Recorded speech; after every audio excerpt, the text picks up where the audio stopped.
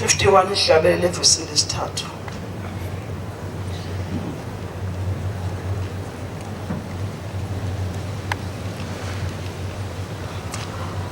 Jabula wena sulu jabula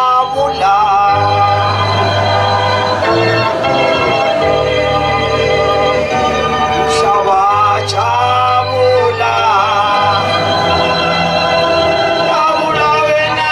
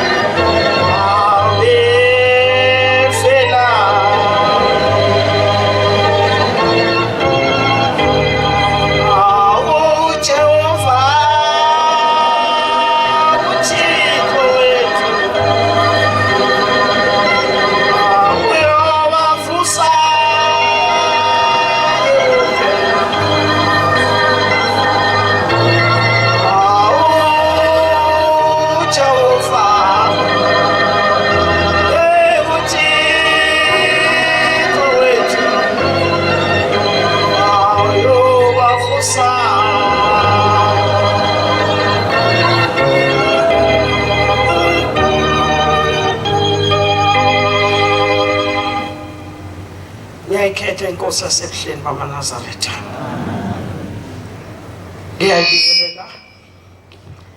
Ngiyabingelela ibandla likaMezwi wezulu nomhlaba. Amen. Bangcwele usekhulumile Mhlabululi. Khuluma ngosuku esikulo lokuqala ngoLwesine. Ngicela ke nami itethelelo phakathi kwenu. Ngoba la ekhaya ayikho i-off. Iboshelwa noma ngabe kuthiwa uyagula. Anzange bebikho ngoLwesine. Mawungena isikhumbuzo senkosi la. Bengingekho bangcwele ngibuye ngikhathele kakhulu. Ngihamba izuzaza landelana. Ngisema ngihleli wangena ifoni kwathiwa sawuhamba umkhokheli eKingswell. Ngase ngiyakhumbula ukuthi wanje lo mkhokheli wafika kimi ekhaya inkosikazi. Sasilapha eGrassmere ubaba ohlaba isoyi khona. Wakuphathile isuku babe ngakafiki silungiselela ukuthi uNkulunkulu uzofika zohlaba isoyi eGrassmere. Asiyaqhamuka lamakhosikazi kimi. Athi mkhokheli mamncwana. Sicela usibelethe. Athi awu.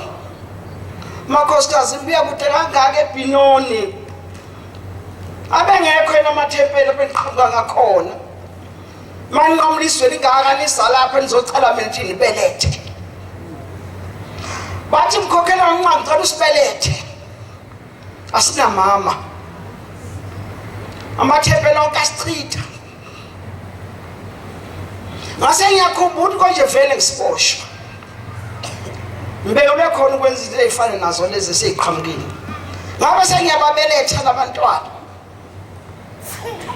isikhathi eside kodwa isikhathi lapho uNkulunkulu avula khona isango lokugcoba ngase ngithi asabe soguqa uNkulunkulu nomshumayeli wakhona sicela umama walabantwana wasathola umama walabantwana waqoqiswa yini yikhona kungeza ukuthi namhlanje mangena lolucingo bese ngikhumbula ukuthi konje labantwana bafika bathi bacela ngibabelethe ngababeletha azofika isikhathi lapho uNkulunkulu abapha khona unina wabo ngibe sekukhumbula ngeke kumfanele ukuhlala ngoba seshilo umshumayeli bayehla ngakusasa ngase ngiyaqalaza ngisebusanda sami wathi mina yamayilingana ngase ngidosa ingubo phezulu ngase ngicela uNkulunkulu ukuthi ahambe nami tema fike wolweni ngathola amakhosikazi amabili ngambonga uNkulunkulu ngaphuma nawo ngahamba mase ufika kulewa musi lo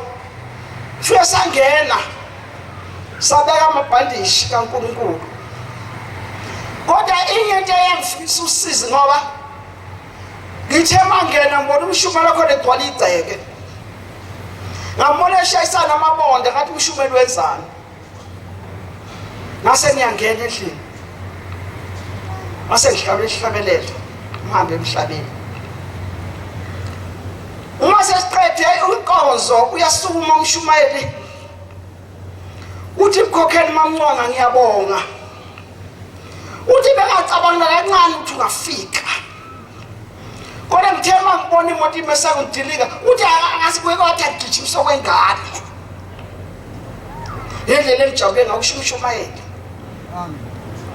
ngithema sengithi umshumayeli abantwana enginabo esanda nesuNkulunkulu wangithumela kubo bathenga lengubo bamembesa umkhokheli ukuthi mayisephuma emoshana hambe ezweni lakubo emcuba engagodoli lo hamba azolithatha olwasiwa uye noNkulunkulu thina singalwazi engagodoli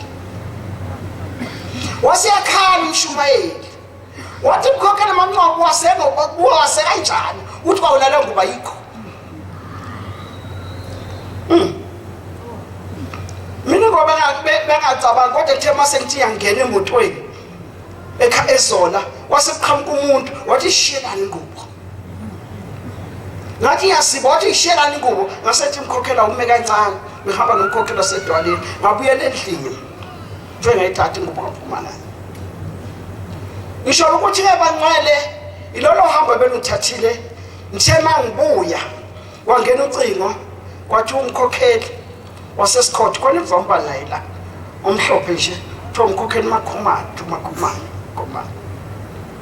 isikhathi esiningi bala ethempelini esenginkosikazi wayefele khona la ethempelini waze wagcotshwa eselakubo ukhona khona la ethempelini wathi namba abantu sebemdubulile ngase ngiyakhumbula bangcwele ukuthi lo mkhokheli azangayenze lento ayenze namhlanje kimi lo mkhokheli uthe mayizophuma ekhaya wasiyangifonela wathi mkhokheli mamncwa ngiyahamba ngekhaya athawu ngisho ngenhliziyo ngikhiphisa athawu wenze njani namhlanje mkhokheli awu uthini mama uthi hayi beta kubikele mkhokheli ngihamba ngekhaya sesohlangana ebuhleni ngathi uhambe nonyazi hambe noNkulunkulu wathi amen lokho bengifuna hawu ngakusasa manje ngesu 14 ngene inkosikazi inkosikazi ngithunywa umkhokheli ngithe kuthuma kuphi umkhokheli uhambile manje sekhaya kubo eScott ekuthuma kuphi uthi ngithuma sesibhedlela eBara sengena esibhedlela yini thema iphuma nje nesifili lasezimshayisizwe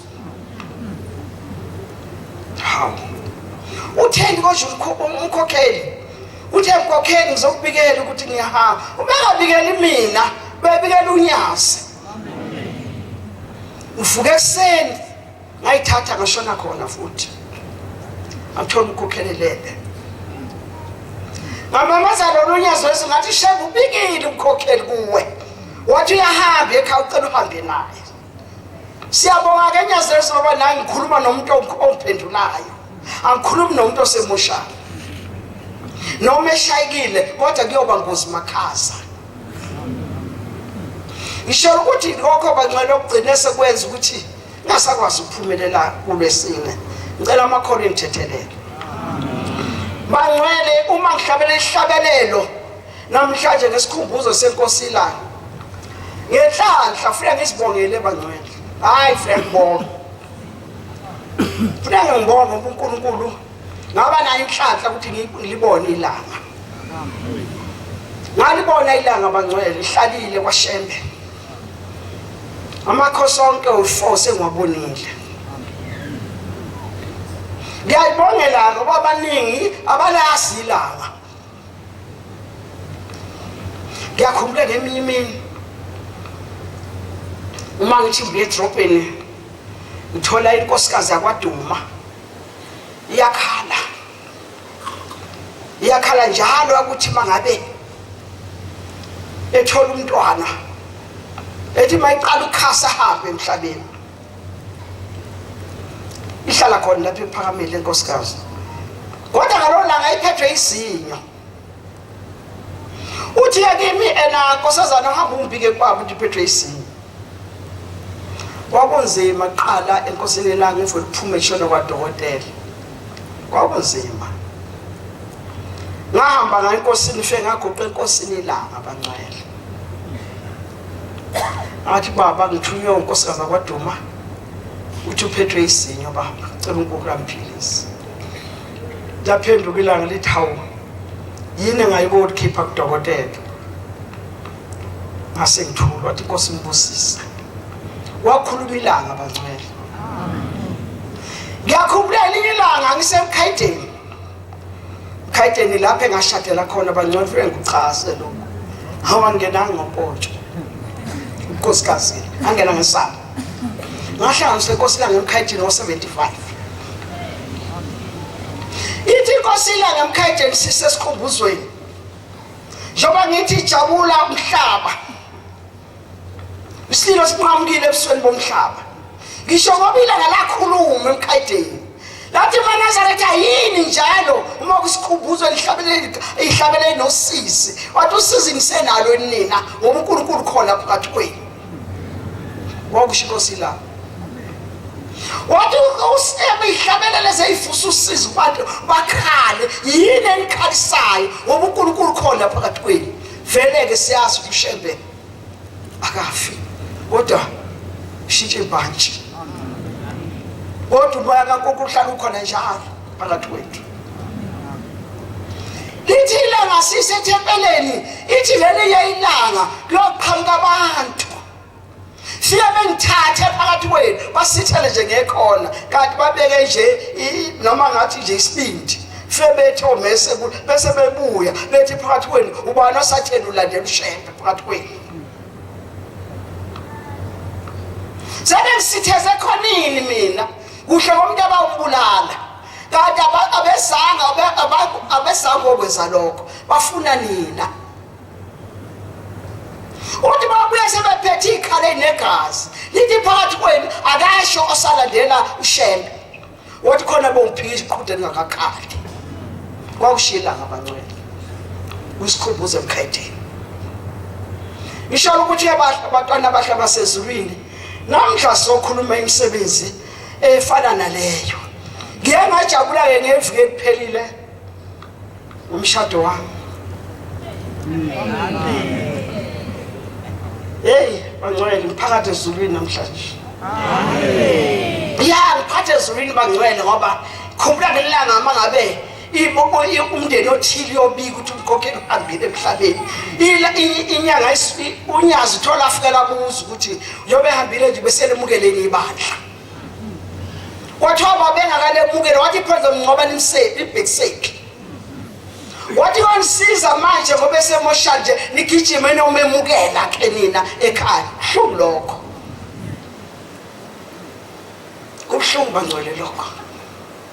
ngithi ngiyajabula neviki ephelile ngoba ukhona inkulumo ehlale ngikhuluma la ngikhuluma ngomlando wakwaSibiya ukuthi kwabakhona isizwe kwaSibiya eyazalwa ingaboni emehlweni ukuze ubabezala bonele enkolo. Namhlanje kukhuluma inkosazana yalo nsizwe engaboni emehlweni ibimilaphi ikhuluma ngomlando wokuNazaretha ukungena kwabo kwaSibiya. Bikhuluma lapha le ntombi namhlanje ukuthi uyise ubaba wakhe wazangena kuleli bandla ngoba wayezocela uNkulunkulu ukuthi amphilise umntwana. Wafela wathi ilanga lamalanga lo mntwana angisazivumeza lutho ngoba sephuma wangena eBhethlehem bamsika bameza wasezomnika umntwana obonayo wasefela umyeni wami. Kodwa wonke umsebenzi ofathi wenziwe nomntwana ongaboniyo wawenziwa umyeni wami. Ukuthi ngempela namhlanje lezo ndaba esikhuluma ngazo phakathi kwale ndawo bangcwele. Ngiyakhumbula ngelanga abana inhlanhla mangena phakathi komsa kwaSibiya. Kwathi mhla ilanga lamalanga eshintsha ibhantshi. Kwake kwahanjwa amakhothi la kwaphunya kwangena njengoba kade kwenzeke unyazini. Uyangibiza kuba bezala ubiza nomnawethu okane umfowabo omyeni wami endlini yasekhohlo. Uyasibiza endlini yakhe. Siwomakoti siyaphuma siyakhona kuyibaba. Fika siyangena siyahlala. Uthi ubabezala nibizwa yimbo malokazane bami. Nizwile ukuthi kwenzakaleni ephakameni. Nizwile ukuthi ilanga lamalanga eshintsha imvanje. Sithi baba sizwile. Uthi ngizozwa kini ke ukuthi nina nithini wakushuka bezala wami. Sathula sabeka phansi. Ngase ngithi mina baba mina ngihamba lenyanga izolo. Wahle kwabizala beka phansi. Wathi wena malokazana nomthini waphendula umnakwethu wathi mina hamba nabakithi ngiyephakameni. Wasebheka phezulu baba. Wathi uyazi ukuthi malokazana mohamba ephakameni asakwazi ukuhlangana naso qoqweni. Wayitshela umnakwethu lo kade ngiyombeka kulo ngoDisemba lemtuba. Wathi cha mina ngihamba nabakithi abakubeke babesale ephakameni. Wathi ngihamba nabakithi. Wathi babezala yazi ukuthi ba uhlukane nomndeni wakho engikwazi ukuhlangana nawe. Sabe siyaphuma siyahlukana leso sikhathi. Ngakabi nabo abantwana.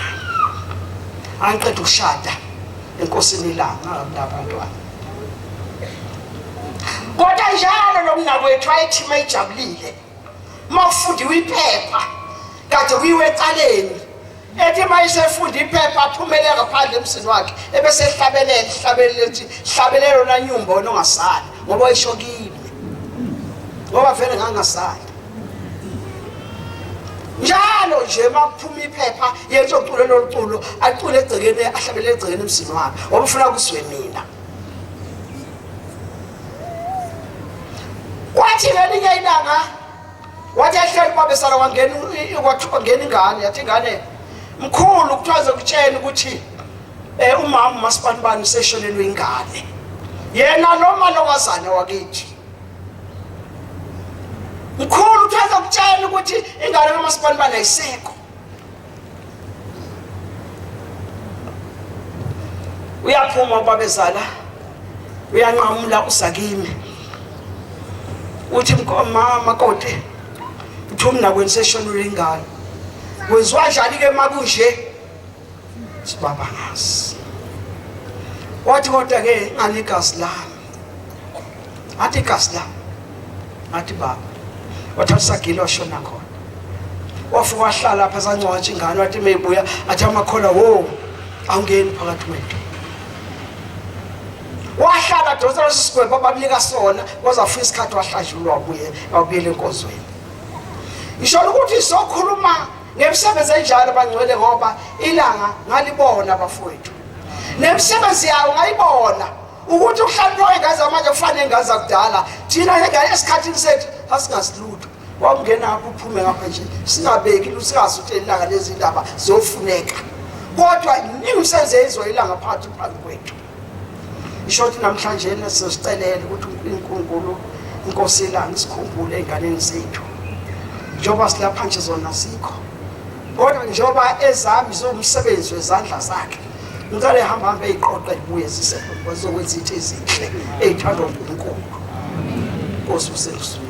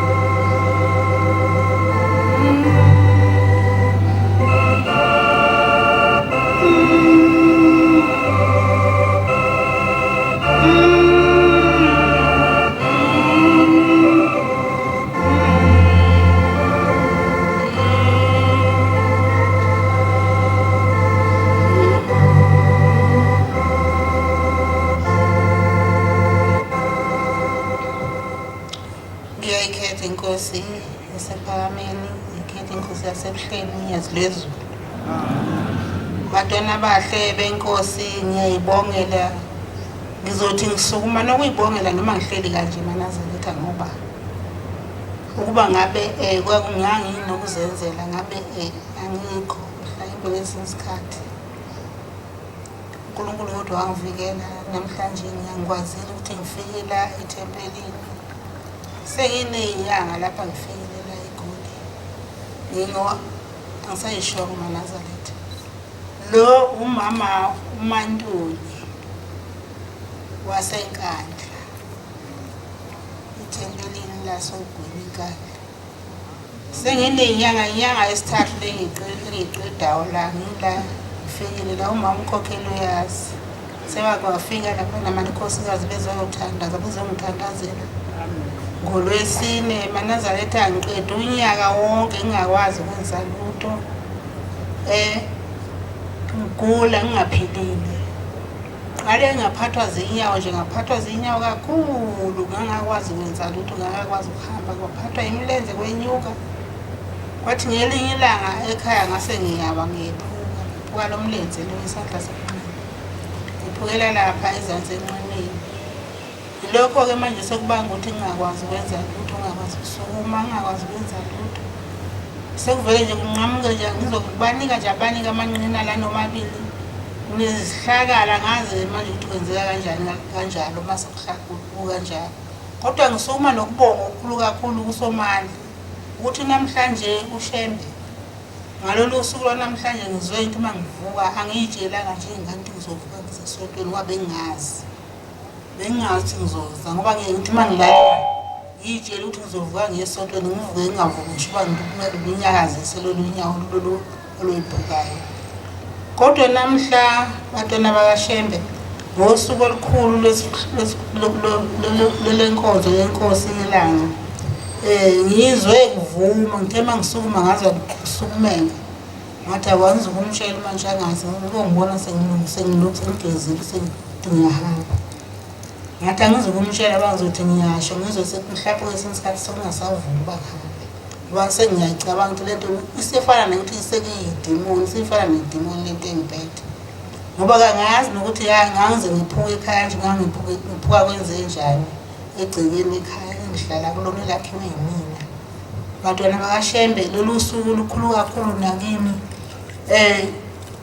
Inkosi enkulu yamakhosi ilanga nami ngathi ngayibona inkosi ayinokuthi ngathi ngayibona inkosi uNkulunkulu omuhle wasePhakameni inkosi ilanga lona engabhabhadiswa yilona lapha esizibeni saseNtanda lapha esihlale siya khona kuyosetshenzwa khona nje aManazaretha amaqala umhlangano ngoJulayi bekiwe khona ngihlale ngiyake nami mangifikile lapha ngibona ukuthi nakho lasabhabhadiswa khona ngangiseyinganyana ngikholwa ngedwa kithi bengathandi bangikholwe kodwa ngakholwa ngokuthi kwakukhona abanye omama bakusemndenini ababekholwa ngihambisana nabo ngiye ngicele kumana kubaba bacela bavume ngihambe nabo labo ngayithanda lento wangithanda uNkulunkulu ngathanda uNkulunkulu Manazaretha akumine ngathandayo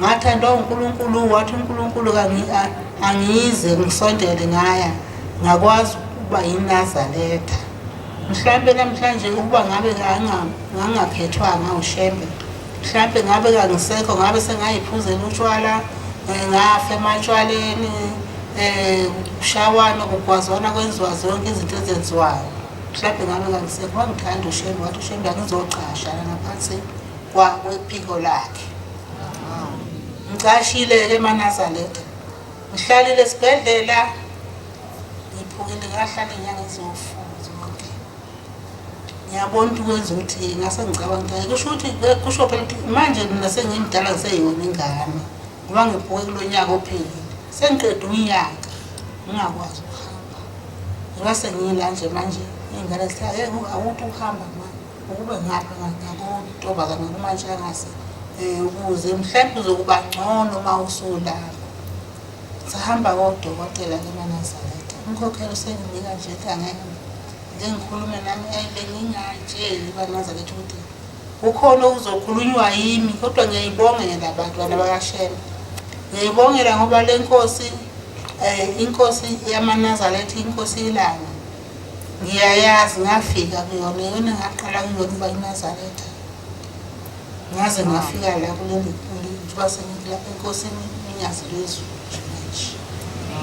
Ngicela uNkulunkulu omuhle wasekuphakameni uNkulunkulu wasekuhleni nami ayilobe imithandazo yami alobe konke nezigulo zami ezingiphethe zike yisuke nje kimi ngazi ukuthi yini lokhu ngiphethwe into ngigula ngiqhuka ngingakwazi ukuhamba abantu behamba ngikhale kwesinye isikhathi njengoba kuzoba uJanuwari nje mina nangoJanuwari edlule mina bengisesibhedlela namanje kufanele ukuthi ngisesibhedlela ngisahlezi kodokotela ngoba ngilapha nje. Ngizocela ukuthi ngihlele ngezansi kaNazaretha izinto eziningi azimvumi ba ngikhulume ngizwe ngifikelwe usizo ukuthi angikhale mina ngifisa ukukhala. Funa ngikhulume izinto ezizwakalayo ezizongikhalisa. Ngicela ukubonga.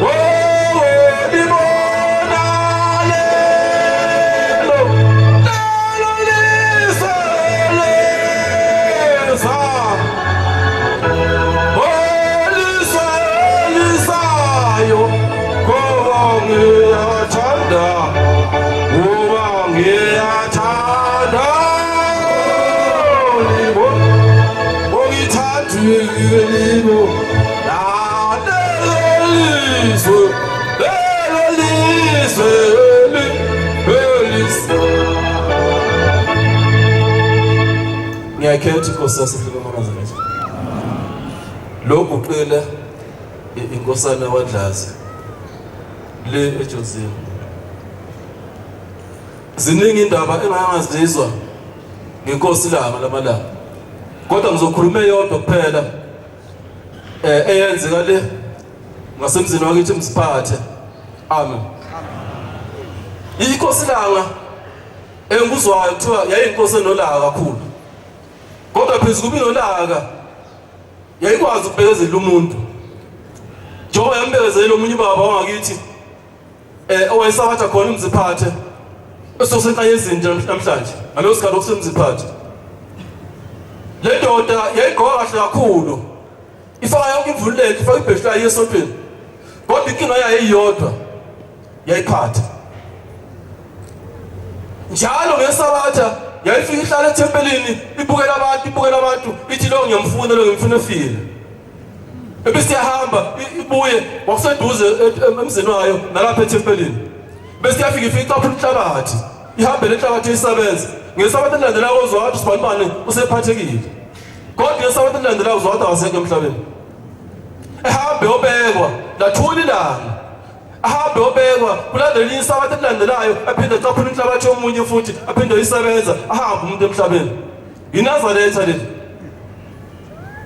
kwahamba isikhathi ngelinye ilanga noma bahamba eyakhona ethempelini ehamba ngendlela encane lasefika ilanga sokufika isikhathi sokumkhombisa uNkulunkulu kuye wasiyafika wamendleleni waphamisa isandla wasenza nje isandla methi yasondela endleleni isandla siyakhula endleleni sikhazimula imsebe njengobuza imbongi zithi masibongela inkosi ilanga sithi isandla sinemsebenzi njengelanga iwaswela lapho kunondo njengakithi sakhulisa lithi yasondela siyakhulisa isandla sixhophe yayisihlehla yendoda ubuyele emuva ubuyele ekhaya mayifika ekhaya yafika yaxoxa yathi sengivelwe inkinga kwenze njani yathi sengijikile ethempelini ngivitshwe inkosi ilanga beyiphamisa isandla singixhophe isandla ngavele ngajika ngoba ingekho indlela sigcwele indlela yonke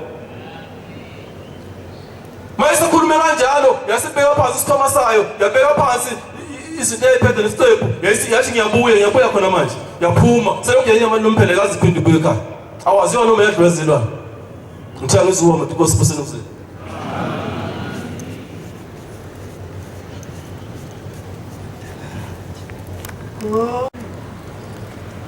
Ngizocela nje umhluzi ngivumele ube ngikhulume alo uNkulunkulu esihlangene ngaye Manazareth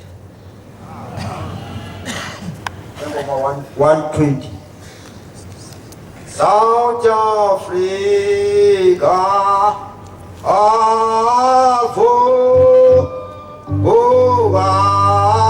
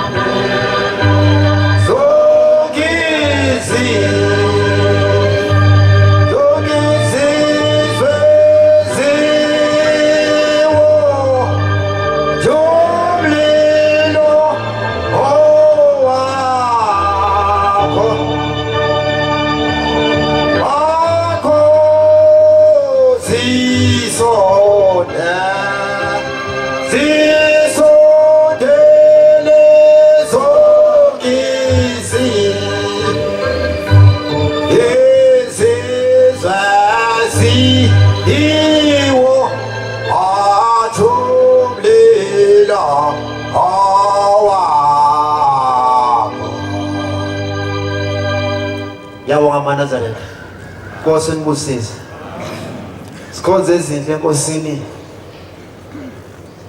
zingole zakithi lezo omagwaza befundisa ezazi ke zisho kanje kodwa sibona namhlanje ngathi fanele sibonge Manazareth sisosukwini olukhulu lesikhumbuzo senkosi ihuka kaMahilela amen inkosi uDavid inkosi uDavid akathi mayikhuluma ngomkhulu wayesethi inkosi uDavid mayithi inkosi uDavid igama lelo akamgamba lona Manazareth ngoba wayemuhle kakhulu. Wayethi kwathi Nkosi uDavide sisosukwini keManazaretha lesikhumbuzo senkosi, futhi sisosukwini lokuthi nobani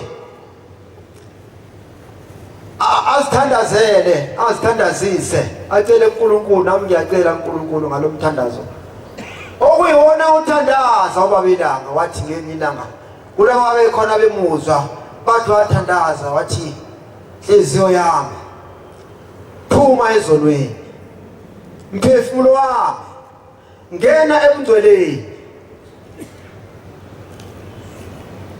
Inhliziyo yami phuma ezonweni, mphefumulo wami ngena ebungcweleni.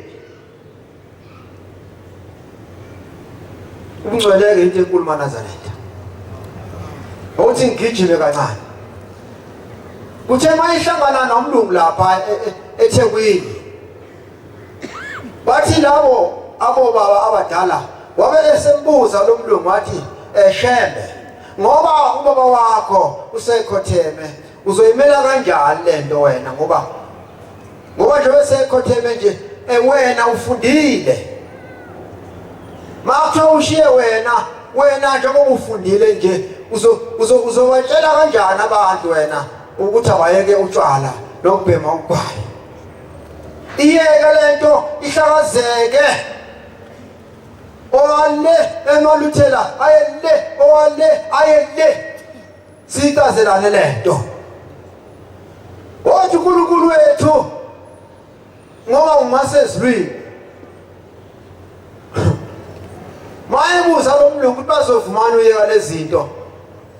Uthi hayi nabelungu bengavuma ukuyeka lezi zinto abazenzayo, nami ngingakwenza lokho. Impendulo yasezwini lento ayilwela ukuthi iqhubeke iye phambili, forward not backward. Kodwa ngithe ngisa sikhulume esontweni. Yeah. Sikwenze izinto Nkosini njengoba silapha silolu suku olunjalo ukuthi nathi sicelele ukuthi uNkulunkulu inhliziyo yami ayiphumephi ezonweni, umphefumulo wami ungene ebungcweleni. Ayibonge Nkosi. Ngelinye ilanga ngelinye imini uma ngabe sizwa ubabethu bekhuluma bathi inkosi yamakhosi, inkosi uDavide ibuza uJosiya, ithi Josiya, isiphi isibusiso esingenisa umuntu ezulwini ngoba semhlabeni? Kodwa inkosi yabe isichaza ukuthi hayi, isibusiso esingenisa umuntu ezulwini ukuthi ezinto enhle ebesethi loyo inkosi kubusise. Wathi iso esingenisa umuntu ezulwini uShembe. Angazi zingaki kimi, angazi zingaki kuwe, ngiyangazi. Siyazibona sini ngoNkulunkulu wethu njengoba ekhona unyazi lezulu, siyazibona siningi kakhulu. Kodwa lesi engikhuluma ngaso isibusiso nje esihamba sodwa. Uyazi kuyadambisa eManazaretha ukuthi uthole ukuthi umuntu ongayigqokeli kwemhlophe emayethi mawuthi hayi uyazi angaholi, bese vele ekhipha 100 rand ebank athi me. What about you and me? Hayi, ngikhuluma ngento engikhuluma ngayo nje, ngila kule agenda engikhuluma ngayo esibusiso eManazaretha, ukuthi kuhle kakhulu lokho uNkulunkulu akhuluma ngakho ukuthi yiko singenise ezulwini. Ayibonge Nkosi. Abazali bethu bathi uma umuntu edlulile emhlabeni ekholo ngayedwana ekhaya, wenze njani wena uyiNazaretha? Ake ngithi nje mhlambe ungcwatshwe ngeSabatha, mhlambe wangakini. Sekuyenzeka lokho la emakholweni. eNazaretha litshalwe ngesabatha ngosuku ongelona. Thina senze njani thina masisisebuhleni? Ngoba umuntu ukhona ngayedwana kubo, ngwale kude nami ngwale emsenga. Umadlala umfana amadlala amisikho.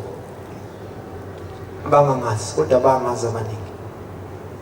Ithi Nkosi lo muntu uyamnikelela noma ngabe akuyena owakini. Ayibonge Nkosi. Umcelele kuNkulunkulu ukuthi wena uyazi izimo zakhe phambi kaNkulunkulu bese uyamnikelela ngoba ukhona ngayedwana kubo. Inkosi usenelizweni. Nkosi.